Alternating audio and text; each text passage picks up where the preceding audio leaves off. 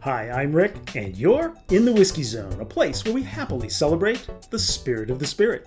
And this week, I'm investigating a spirit that often doesn't get a lot of attention, flying just under the conventional whiskey radar, but is in fact produced at the fourth oldest legal distillery in Scotland. It's the Balblair 12-year-old from the village of Etterton, located near the Dornoch Firth in the Highland Council of Scotland.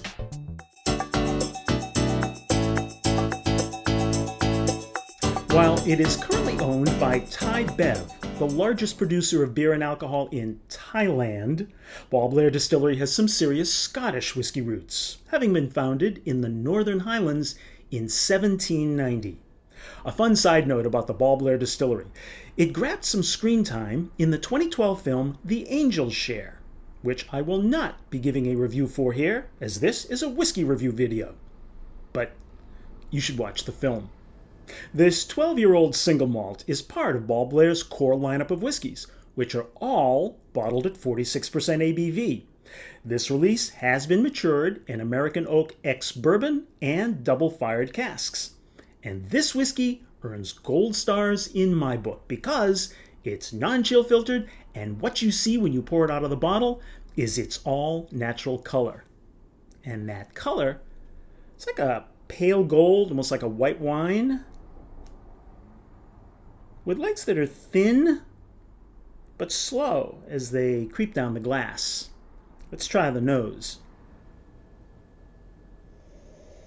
It's floral, a little perfume, fruity. I'm getting oatmeal and some lemon zest. So because the barley used for this spirit has very minimal peat levels, I'm expecting a taste on the lighter side. Let's see if I'm right.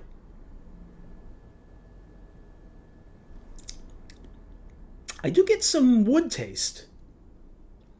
Sweet butter. And cinnamon. Birthday cake icing. And like a vanilla Coke. Now, I don't think it really needs added water at 46% ABV, but I'm just curious to see what happens when I do.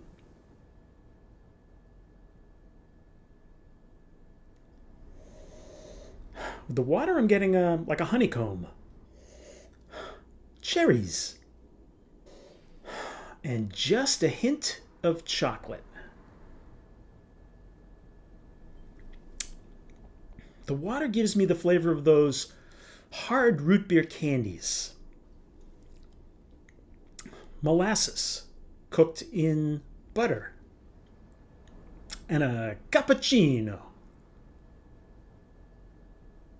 The finish is medium long at best. There's a very slight burn at the middle of the tongue, but that's quickly forgotten as it's taken over by a lovely sweetness, vanilla, and citrus flavor combo.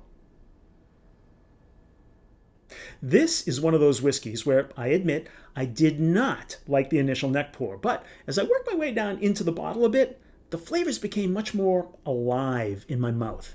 It's a very pleasant drinker at a moderate price. And that's a sentence I like saying. And I'll tell you, if they chopped $10 off the price, I'd heartily endorse it as an everyday drinker. But even at its current price point, I'd say there's no reason why everyone shouldn't have a bottle on their shelves. Except maybe they don't produce a whole lot of it when compared with some of the other big distilleries out there. So it's sometimes kind of hard to find. But when you do find it, it's the kind of single malt that's smooth on the tongue, and I don't think it would scare anyone away. I'm happy to give the Balblair 12-year-old release a 9-finger pour. Thanks for giving me 5 minutes of your very valuable time to review the Balblair 12-year-old. If you'd like more details on this review, as well as uncorking what I think is a pretty cool online whiskey resource, check out thewhiskeyzone.com. And if you'd like to keep this thing going, then please subscribe, like, comment, or share. So until next time, drink smart, stay safe, and we'll see you again in the Whiskey Zone.